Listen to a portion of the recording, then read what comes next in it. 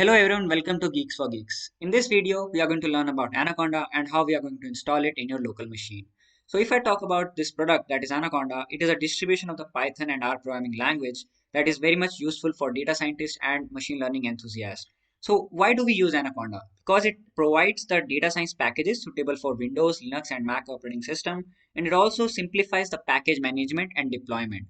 So now we know that if we are a machine learning enthusiast and we are working on a project, then it is very much important to have Anaconda because it helps to create a separate environment where we can install packages that will be available only in that environment, right? So now we know that we have to install Anaconda. So for that, you have to go on anaconda.com, that is the official website of Anaconda. Then you have to go on products. And in this products, you have to select individual edition, right? So now it will automatically find your operating system and it is telling me that I have to download it for Windows. That's why I'll click on this download button. So let's click it. Now it will start downloading the Anaconda executable file. Now in my downloads folder, you can see that I have this Anaconda executable file. Now you have to double click it. Then this dialog will pop up in front of you. So click on next and you have to click on I agree and let everything as it is. Now click on next. Then you have to select the location where you want to install your Anaconda. So I'll keep the default location as in the admin folder. Then in the admin folder, the Anaconda folder will be created inside the C drive, right? And you can see that the space required is 2.9 GB. So make sure that you have this much space in the drive where you're installing, right? So then click on next and let this be as it is and click on install. So now you can see that installation is complete. So you have to click on next. Now again click on next. And after clicking on that finish button, you will be directed to this page where you can read about Anaconda and you will also get the documentation. But now let's see whether Anaconda is perfectly installed in our computer or not. So for that, click on the Windows icon and you can already see that Anaconda prompt and Anaconda navigator are visible in recently added. And you can also search that over here. When you will search for Anaconda, then Anaconda prompt and Anaconda navigator will be visible in front of you. So first of all, let's try to explore this Anaconda navigator, right? Because it's a visual thing. So you can just see it. Then we can see the Anaconda prompt and it's just like a command prompt, right? So first of all, let's see Anaconda navigator. Then we will move on to Anaconda prompt. Now on this Anaconda navigator in the home tab, you can see all the tools that we can install and we can launch, right? So you can see that we have data load, then we have IBM Watson Studio Cloud, then we have Visual Studio Code, then we have Jupyter Lab, then Jupyter Notebook, then Orange 3, then PyCharm, RStudio and Spider, right? So if you're a data scientist, then you will be knowing what is Jupyter Notebook and what is RStudio, what is Spider. Spider is just like a Python IDE. It is just like PyCharm or Visual Studio Code where which you can utilize it for Python programming. And RStudio is nothing but it's just like the PyCharm for R language, right? So if you're working in R programming language, then you can use RStudio. And you can install any of these tools by clicking on this install button. And after clicking on this install button, you will be able to see this launch button. And when you will launch them, you will be able to see that these tools will be launched and you can start working on these tools. So now you know that what's there in the home. All the tools are there. Now let's go to environments. And in this environment, you will be able to see all the environments created by you. So for creating an environment, you can just click on this create button and you can name your environment. So let's say Flask. And let's say I want to work on a Flask project. That's why I want to name this environment as Flask environment. And you can choose the Python version and you can click on this create. So your separate environment will be created, and if I give you a general idea about an environment, it's just like a space for your project. Let's say you're working on a special project in which you want some packages. So you can install those packages in this environment and no change will be made to your other environments, right? So this was the general idea about environment. So the Flask environment will be created. And now let's move on to Anaconda prompt. So you know that what is Anaconda Navigator now, right? So you can use this Anaconda Navigator to launch your tools for working on Python or R projects for data science or machine learning, right? So now let's move on to Anaconda prompt and let's try to explore it, what's there in it. So click on this Windows icon and you can search for Anaconda and prompt. So click on this Anaconda prompt and let me just increase the font size. Yes. So now you can see that I am in C drive, then users, then admin, and you can see that base environment is currently activated. So first of all, let's see some basic commands that I can run in this Anaconda prompt. So first command is, let's say, conda info.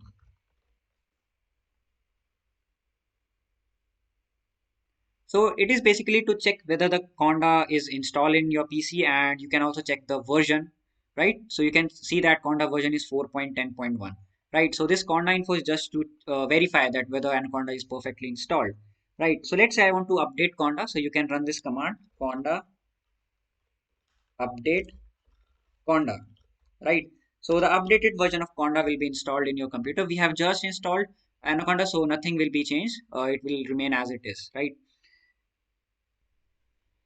And now let's see how we can create an environment. We know that how you can create a separate environment using Anaconda Navigator.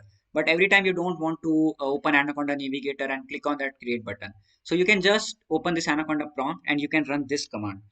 Write conda create. Then you have to write dash dash name. Then you have to name that. Let's say I want to create an environment for Django. So I can write Django env, Django environment, and you can just hit enter. So Django environment will be created for you. And one more thing, it will ask you to proceed. So so just type Y and hit enter. So Django environment will be created successfully. So now let's say I want to know that what are the environments that I have created till now. So you have to write the command conda env list. Hit enter. So now you can see that I have created three environments. First one is the base environment, then Django environment, and Flask environment. Now let's say I want to move on to this Django environment. I want to activate this Django environment. So how can I activate it? So let's do it. So you have to write the command conda activate Django env. Django env. Let's hit enter.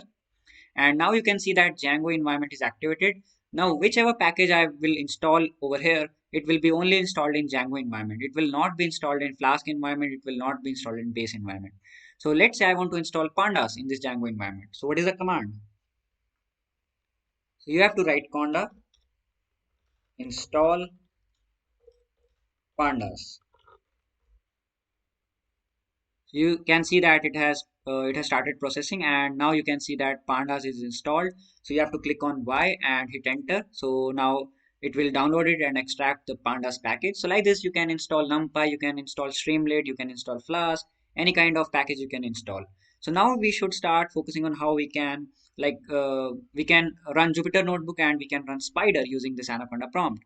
So for Anaconda Navigator, you know that you have to click on install button, then you have to click on launch button. So your tool will be launched, right? Now let's see using Anaconda prompt. So let it first of all install pandas, then we will move on to that part.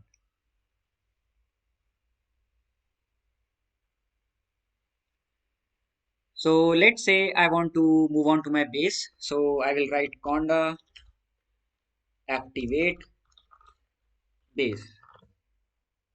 So my base environment is activated. Now let's say I want to install Jupyter. So you have to write conda install Jupyter. Hit enter. Now I want to run Jupyter Notebook. So you have to write Jupyter Notebook.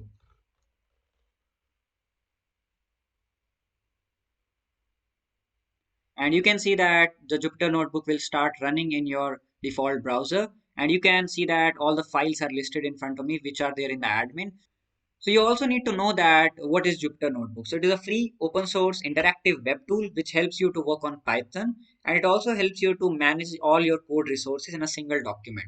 Right. So now let's say I want to create a separate Jupyter Notebook where I can show you how you can work with Jupyter Notebook. So let's say I want to create first of all a folder in this admin. So you can click on this new, then click on this folder, and let me just here is my untitled folder. And in this untitled folder, let's say I want to create a Python notebook or Jupyter notebook. So you can click on this new and you can choose your Python version, and then a separate notebook will be created. You can rename your notebook from here. Let's say I want to rename it GFG, that is Geek for Geeks. Click on rename and you can start working on your Python. So let's say I want to print, uh, and you can also increase your font size. Just click on control and scroll up and down. So your font size will be increase or decrease. So let's say I want to work on Python. So let's say print this hello world. And for running it, you have to hit shift plus enter. So you can see that hello world is printed in front of me. You can also work on mathematics. So let's say I want to print 5 plus 6. and hit shift plus enter, and you can see that 11 is printed in front of me. So now you know that how you can run Jupyter Notebook from Anaconda prompt.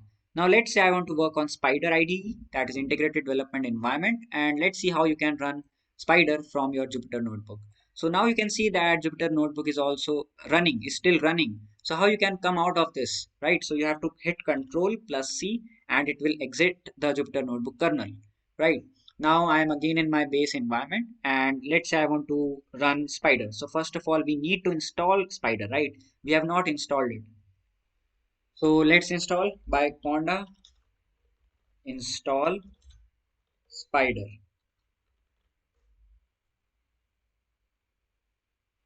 And you can see that it has started processing. So it will install Spider for me. Then we can run Spider using this Anaconda prompt. So let's say I want to run Spider. So you have to just type Spider. And instead of this, you can also go on your start and you can search for Spider and you can also run it from here. Right. So let's run it from Anaconda prompt. So hit just hit enter, type Spider and hit enter. So now you will be able to see that Spider will start in my computer. So now you can see that Spider is working and you can just go on this file and you can go on settings and you can change your font size, you can change your theme, right? So, and now let's say I want to run Python code. So let's run simple code, print hello world. And for running it, you have to go on this tab and you have to click on this run file. And you can also run by clicking F5 from your keyboard. So you can see that over here in the console, I can see hello world. So like this, you can write Python code, Python script in this Spider and you can start running it, right? So this was how you have to work with Spider.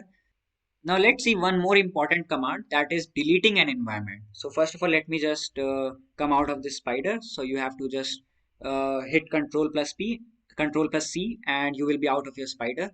And now let's say, first of all, let's list all our environments. So you have to write conda env list, and you can see that we have base environment, Django environment, and Flask environment. Now let's say I want to delete this Flask environment. So you have to write a command. You have to write a command called conda env, that is environment. Then write remove dash dash name, and then you have to specify the name of your environment. So let's write Flask env. Hit enter, and Flask environment will be deleted. Now if I write conda env list, then you will not be able to see this Flask environment. You will be able to see only base and Django environment like this. Now we have a few more commands. The first one is a search command. Let's say you want to search for a package and its associated information. Then you can do it by using a command called conda search and the package name. Let's say I want to search for pandas. So you can write pandas and hit enter. So all the information about this package will be given to you, and the latest version, as you can see in this list, the last version is 1.2.5, and you will be able to see this information, right? Now let's say I want to I don't want to download the latest version of pandas. I want to install the pandas 1.2.4, and that also you can do it by writing conda install pandas is equal to and specify the version. Write 1.2.4 and hit enter. Then pandas of this specific version will only be installed, right? Now let's say I want to delete this pandas. So you can do it by writing conda remove pandas. So using such commands, you can download a package, you can download a specific version of a package, you can remove a package if you don't want it from an environment, right? So you like this, you can work with this Anaconda prompt and you can master your data science skills.